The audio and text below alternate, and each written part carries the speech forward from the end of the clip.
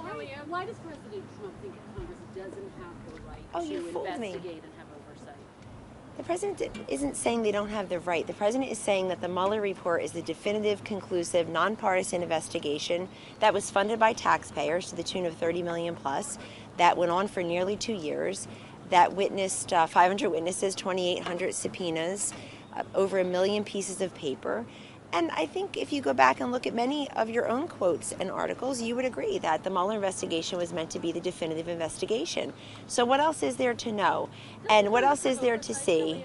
And I believe if we all know if Director Mueller and his investigators wanted to or felt that it was right to indict, they would have done that. When you investigate, no, that's not necessarily true. It's your interpretation of it. That's your interpretation of it.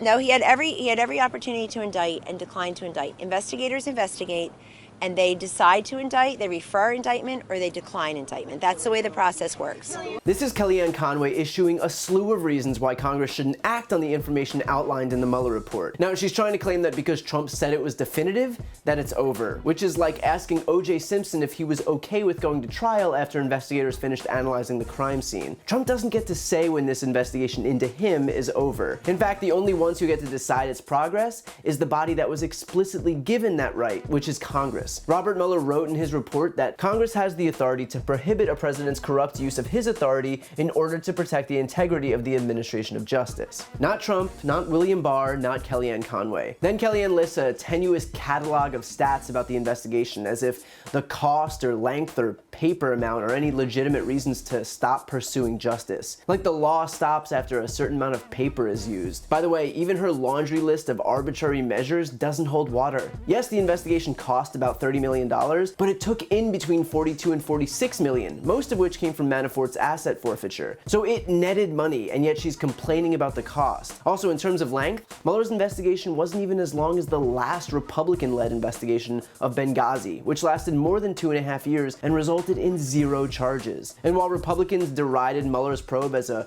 partisan witch hunt, despite the fact that Mueller is a registered Republican who was appointed by Trump's own deputy AG, the Benghazi investigation was actually partisan. Here's Kevin McCarthy effectively admitting that the purpose of the investigation was to drive Clinton's popularity down. Everybody thought Hillary Clinton was unbeatable, right?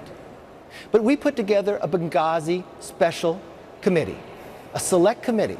What are her numbers today? Meanwhile, Mueller's probe actually amounted to something, resulting in 199 criminal counts, 37 people and entities charged, 7 guilty pleas, and 5 prison sentences. And yet somehow it wasn't legitimate, but the Benghazi one was. In other words, Republican justice is spending even longer on an investigation that results in nothing. But more importantly, while Kellyanne gaslights about Mueller not indicting the president serving as some conclusive evidence that he's innocent, it's the Department of Justice's own guidelines that stipulate that a sitting president cannot be indicted. In other words, the Trump administration forbid the special counsel from indicting Trump and then pointed to the fact that he didn't indict Trump as evidence that he's innocent. So Kellyanne can try and obfuscate the facts as part of Trump's never-ending campaign to duck the law, but unfortunately for her, that's the way the process works.